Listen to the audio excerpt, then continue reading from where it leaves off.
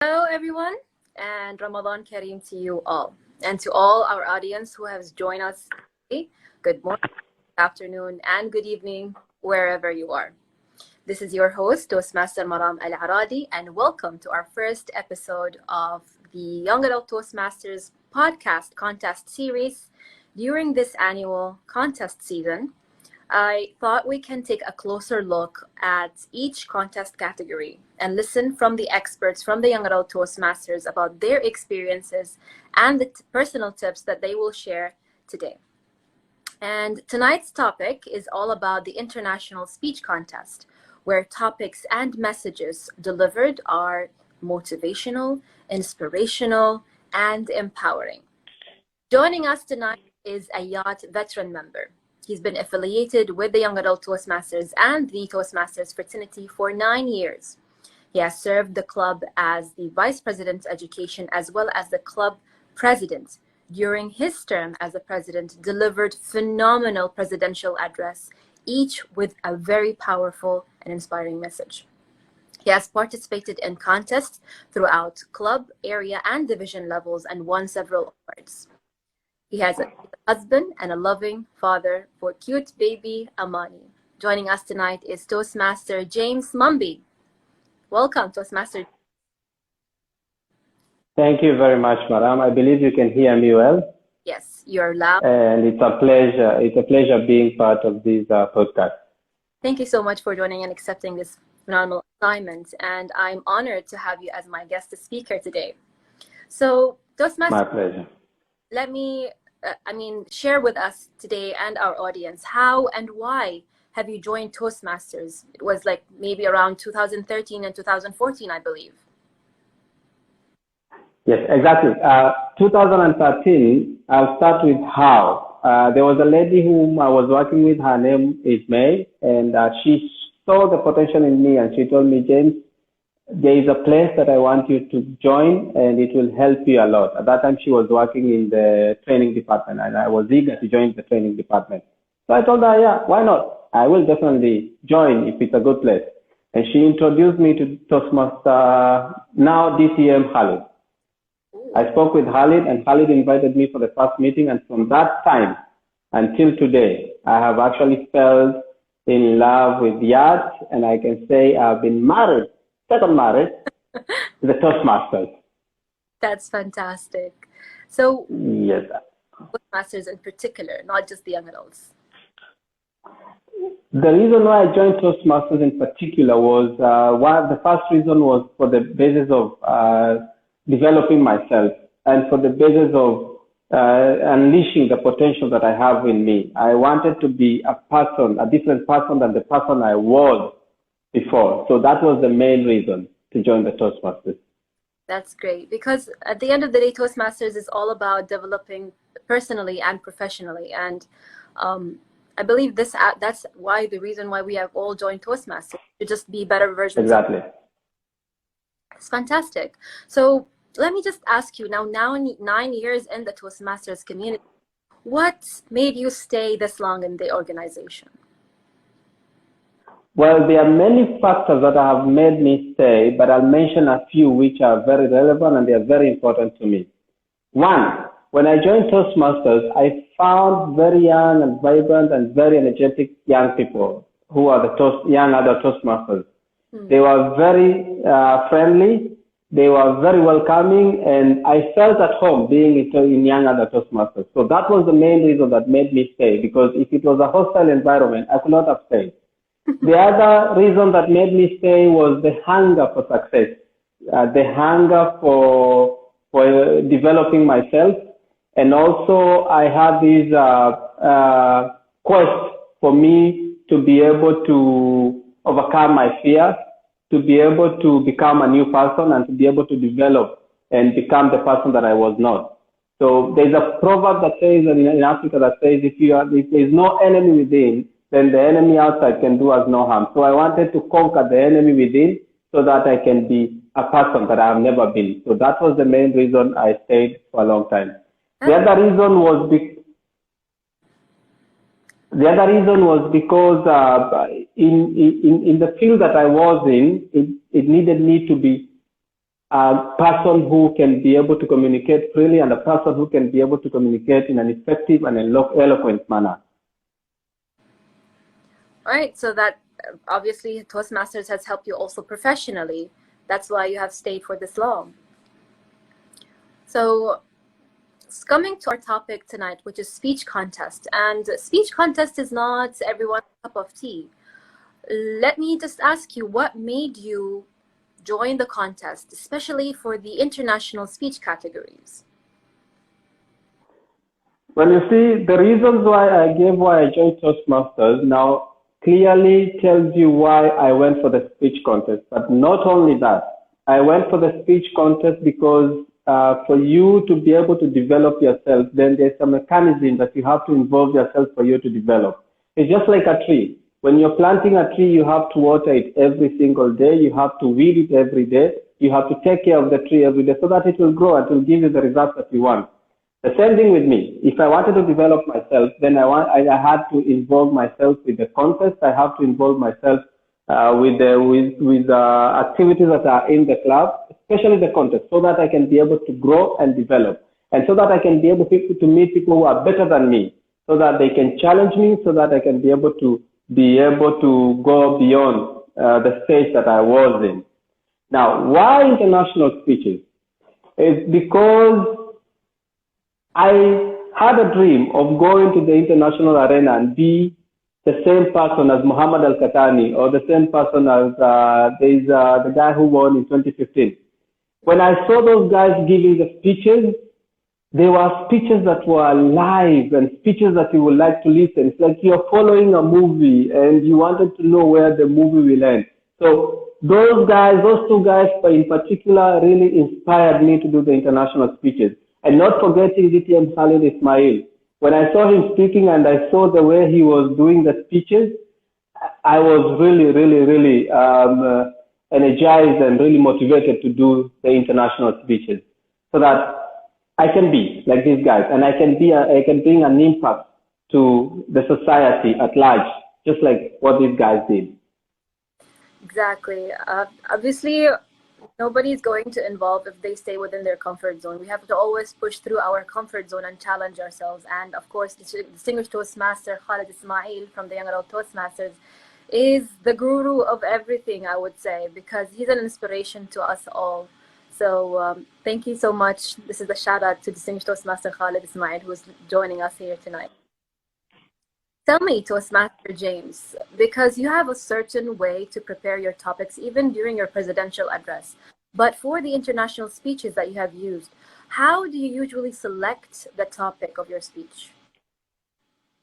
Well, that is a very good question, and I will tackle it in different ways. When selecting a topic, the only consideration I normally do is at least 3 considerations. The type of speech that I'm going to give, mostly they are stories.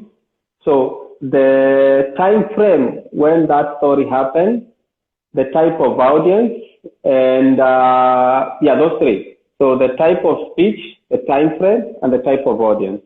So if I want to give a speech to children, I should be able to choose a topic that really they relate according to that time frame. I cannot tell them a speech that happened in 1960 they will not relate actually. I should choose, first of all, I choose a speech or a story that has happened in that current time. And again, I choose a topic that really relates to that story at that time. So the story or the speech that you're making is the one which will determine which topic you're going to give. You can give any topic to any speech you want, as long as it will blend well and it will create a connection with the audience. That's fantastic. I believe that taking into consideration the type of audience that will hear this speech is very important. So obviously, how we in the international speech contest, you have to always constantly revise your speech, especially throughout the levels, from the club to area to division. So just curious question, how many times do you revise your speech or modify it according to your evaluators or revision? Well, that depends on which type of speech you're going to do. But for me, I'll speak on my own category. I do stories, and stories are very easy to relate to, depending on when it happens. And stories, you actually do not need to revise that much because you already know what happened. So you just need to arrange the opening of the speech, the body of the speech, and the conclusion. Now, coming to your story, how many times do I normally revise? Usually for me to arrange all this and to make sure that everything is flowing according to plan, at least 3 or 4 times. And then after I do that, I will represent the topic maybe to my wife. And maybe now because Amani is around, I'll be trying to do that even if she cannot understand anything. And then I try again with one of my friends so that to see how much it can be and what they think about the topic. So mostly 3 to 4 times if you're telling a story and the story that should be very familiar. You should never tell a story that you do not know and a story that you have never gone through. Usually it is very important to use a story that you have gone through as part of your life. Exactly. If not that, then you will be forced to repeat or to revise even more than 10 times to make sure you get everything in order. Yeah, I do agree. Personal stories actually do have a touch in the international speeches, and it will it will be delivered flawlessly, especially if you are the one who experienced the story. So, just a question about mentorship, because we've seen lately a lot of contestants have emphasized on having a mentor. So did you have a mentor, or at least do you recommend having a mentor? I remember when I joined Toastmasters, I had no idea what Toastmasters is. I had no idea what to do. I had no idea who is a timer. I had no idea who is a grammarian. I had no idea who is a general evaluator. But when I joined, I was given a mentor. I cannot remember who really it was, but I believe maybe it could have been DTM Khalid Ismail. Yes, I had a mentor. I was given a mentor, and he guided me step by step until when I was able to do a lot of things. He even guided me on how to mentor somebody else. So having a mentor, I can say it's not something that you choose. It's something that is mandatory. Now, you going to Toastmasters and not having a mentor is like a blind person going through, leading all the way to a hole and nobody is there to guide him to tell him that there's a hole over there. So having a mentor is very crucial because you're going into a place that you do not know how things are done. So you need somebody who will guide you and somebody who will take you step by step. Without that, you can still do without a mentor, but you will not do great. So you need to have a mentor who will guide you, who will teach you, who will correct you when you're wrong, and who will make you a better person. Yeah, I believe having a mentor, especially for this, is very important. It's always great to hear different aspects, to see your speech from a different aspect as well, or from a different point of view, from the audience point of view. Maybe you understand something, but then the audience, when you deliver your speech to an audience, they don't understand that particular point. So yes, as well is very important, as you just said. So very true. Coming to during the speeches or after the contest, have you had any regrets whatsoever? Well, at some times, yes. I remember there was a time that I was doing the club contest and I was doing the evaluation first, then the international speech contest. When I did the evaluation, I had anxiety. I was really afraid. I had fear in me and I panicked. So I delivered it very, very badly. Terrible. It was a terrible job to say, if I may say so. So when I finished the evaluation, after that, I went back because I was supposed to come and do the international speeches. Mm-hmm. I regretted a lot what I did on the stage. And I said to myself, this is what I did, so I need to perfect whatever I did wrong to make sure that I do well in international speeches. Not only that, I have regretted well when I went to the division contest. Again, the speech that I had made, I decided to change something on the stage. So it messed up almost everything. So those are the things that you you regret after. There's some things that you normally do. There is fear. There is that time you forget the speech sometimes. Sometimes the story just disappears because of the crowd. So yes, I have regretted sometimes, but those regrets have really given me strength to come back more stronger and to come back a better person, because you work on those regrets, the mistake that you did, so that you are a better person and you become a better speaker even. So what I can say is those regrets and those mistakes that you make, they are usually a blessing in disguise that makes you a better person. Yeah, I do agree 100%. You're absolutely right, Toastmaster James. We always learn from our mistakes and regrets. And yes, last minute changes always affects us, especially if we have a little bit of panic on stage or fear. Mm-hmm. It could be great or it could end unfortunately terrible. So coming to our final question before we open the floor for question and answer from our audience. And this is something also related to our audience. So we just want to know, in the competition or who are here with us in the audience who want to deliver an inspirational speech, what are some of the personal tips that you would like to share with us about international speeches or writing an inspirational speech? The first thing that I will say, if you believe that you can do it, just go ahead. Don't think twice. Go for it. Now, when you're preparing for an international speech, you have to do it, and you rewrite the story every now and then to make it better before you present it. The other thing is that use stories, and most probably use stories that have actually happened to your life, not to anybody else, because it's very easy to relate to those stories. It's very easy to tell them, and it's very easy to deliver. In between those stories, usually there is humor somewhere in those stories. So make sure you include humor in the stories that you're telling or the speech that you're giving. And always, in every speech, always try to keep a phrase that will keep the audience attached to you. So that, because when the speech is finished, the audience will remember that phrase. And when they remember that phrase, they will always remember the conclusion or the message that you brought with that story. And then try to involve as much people as you can, because what you might think is good for you, or what you might think is good according to what you think, might not be good for another person. So more suggestions you get and more ideas you get from other people is really important, and it makes you even a better person.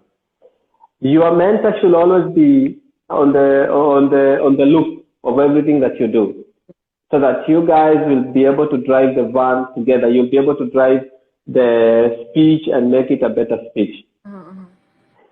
Again, if you can, try to deliver the speech in other clubs as much as you can, and collect the feedback as much as you can. The last thing that I can say, never be afraid. Don't be afraid. If you want to do it, go ahead and do it. If you do it wrong this time, next time you'll perfect it. You'll perfect it better. So don't be afraid.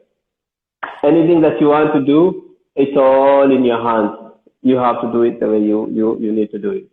You're absolutely. And always, I think maybe if I may have time, I will just say.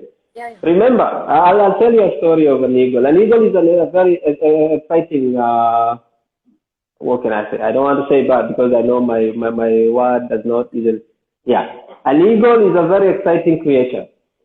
An eagle, when it reaches 30 years old, it has a choice: either to give up and die, or to go through a very painful process and live for another 30 years. So it becomes like 60 years or 70 years. When an eagle reaches 30 years old, it has to go through a painful process. It goes through on top of a mountain, and it has to hit its beak on the rock until when the beak breaks. And then when the beak breaks, it has to pluck all its feathers until when they all come out. But at the end of that process, the feathers will grow back, the beak will grow back, and the eagle will live for another 70 years old. So what I'll say, if you want to do an international speech, be an eagle, don't be a chicken. You all had your ways with the anecdotes, Toastmaster James. So thank you so much for story. Thank you so much for the tips. Yes, I do believe having a punchline in your speech is very important. Practicing and just doing it is also important. Having a mentor, having feedbacks from multiple persons or let us say experienced members is very important to have a different aspect or perspective into your speech. And thank you so much for sharing these tips with us tonight. Let us open the floor for question and answer session right now. And I believe we do have a couple of questions. We have a question from Distinguished Toastmaster Khalid Jalal, our CDD. Thank you so much for joining tonight. He has asked us, how do you choose the title of your speeches? Again, the title of the speeches is just like what I had said before. The title of the speeches, for me to choose the title depends on which story that I'm going to talk about. Now, I remember there's a speech I made when I went to fight on a tournament, a taekwondo tournament. And the guy who I was fighting with, he beat me very badly. But there was a coach who was always whispering a word or screaming a word on me. And it was actually a phrase, not a word. He kept on telling me, what doesn't kill you makes you stronger. So that phrase is what I used in my speech because it was actually connected to the story that I was going to tell. So choosing a topic should be completely related to the story that you're going to tell. Make it as simple as you can. Don't complicate the title at all. Make it as simple as you can. And then that title, if you're able to repeat it every now and then to make people understand the story more, it will be better. Again, you have to know the time frame of the story for you to choose the topic. Mm-hmm. And where the story or the speech you're talking about happened. Yeah, absolutely agree. So another question is, how do you prepare for your international speeches? What do you do before the contest happens?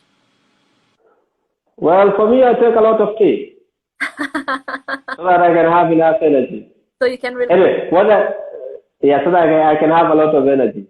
First of all, what we normally do before I leave the house, I have to pray. Before I used to pray alone. Nowadays, I pray with my wife. Then I rehearse as much as I can. And the last time before I do the speech, if you have seen me, I will not be talking that much because I'm trying to gather all the information in the head and I'm trying to arrange the speech from the opening, the conclusion, and the opening, the body, and the conclusion. So the first thing I do is to pray because, again, you cannot do anything when God is aside. You have to put God in everything that you do.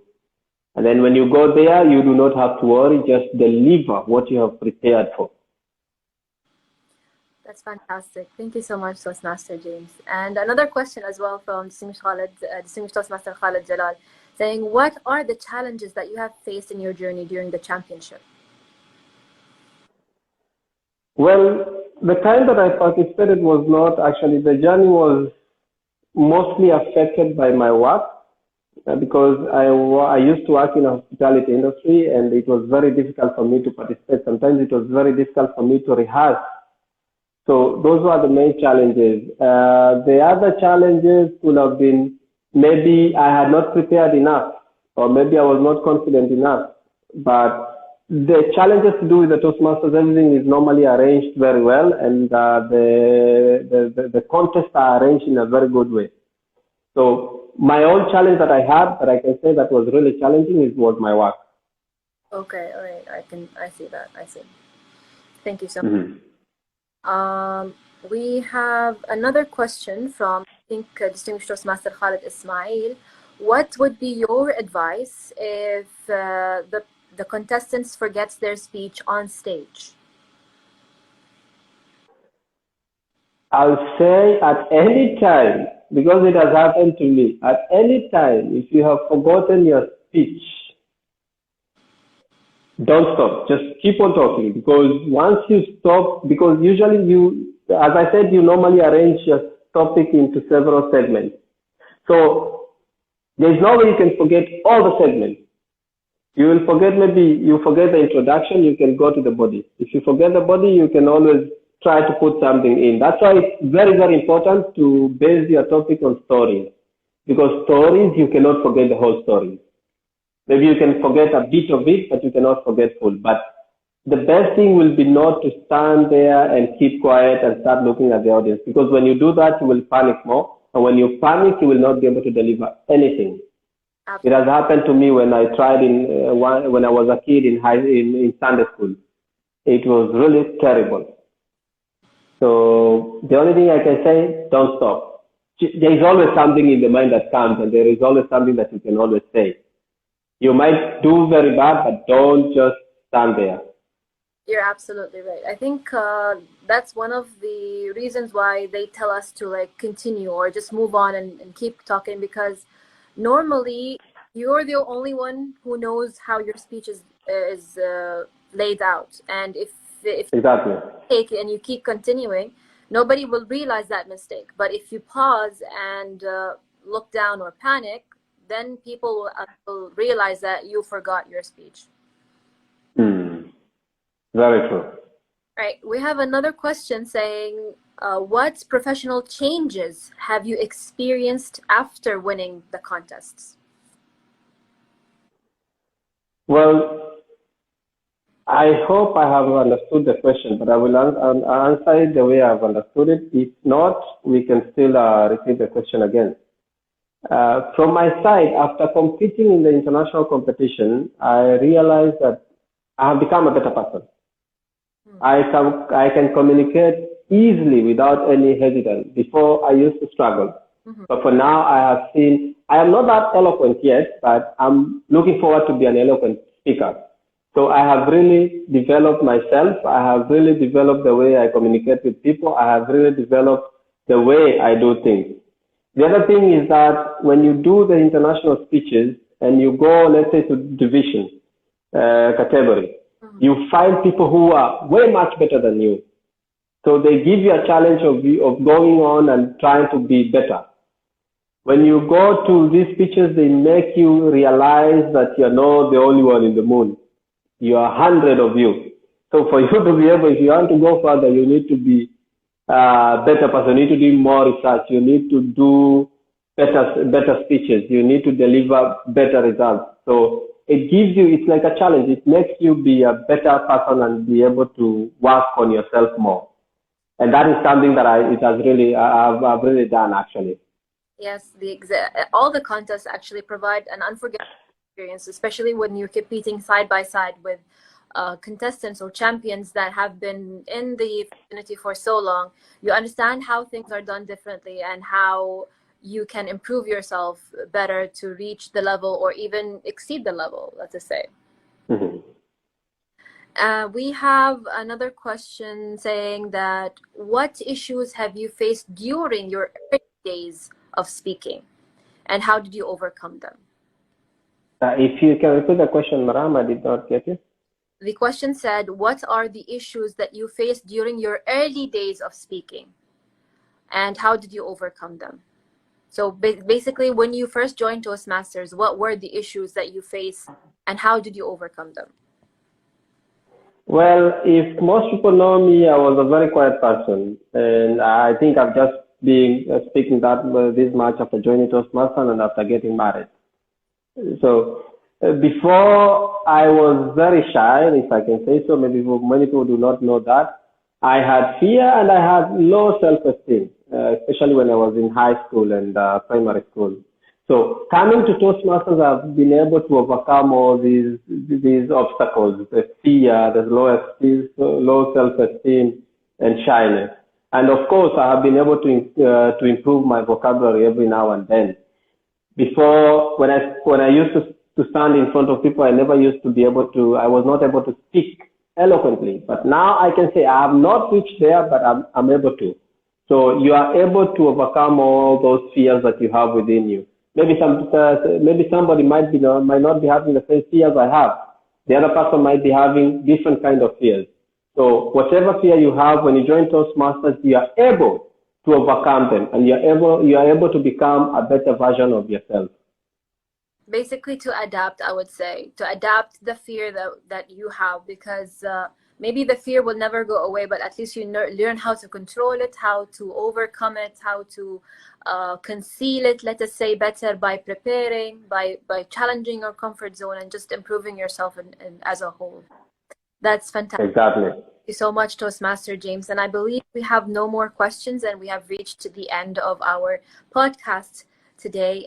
Thank you so much for joining us tonight. And this concludes the first episode of the Young Adult Toastmasters podcast contest series, where we have learned about the international speeches and how to prepare these speeches, how to choose the stories that we include in our speeches, taking into consideration the audience, the time frame, and the relatability, to actually take care of our mental health before the contest, prepare mentally, and practice throughout before the contest, so that you can prepare to avoid making last minute changes, because it could result in not so successful results, let us say, or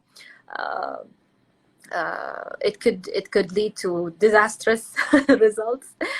And finally, always challenge your comfort zone and take advantage of the mistakes and the opportunities that are laid before you to improve yourself and move forward with your speeches, or whether you want to tackle something professionally. Toastmasters is always the right platform to do that. A huge thank you for Toastmaster James Mumbi for your time today and the valuable information that you have provided. And another huge thank you for our audience who has joined us here tonight. And this concludes our session for tonight. I hope you all join us for our next episode this coming Thursday, which is going to be 21 April, where we will tackle the evaluation speech contest category. Thank you so much, everyone, and hope you have a lovely evening. Bye. Thank you very much.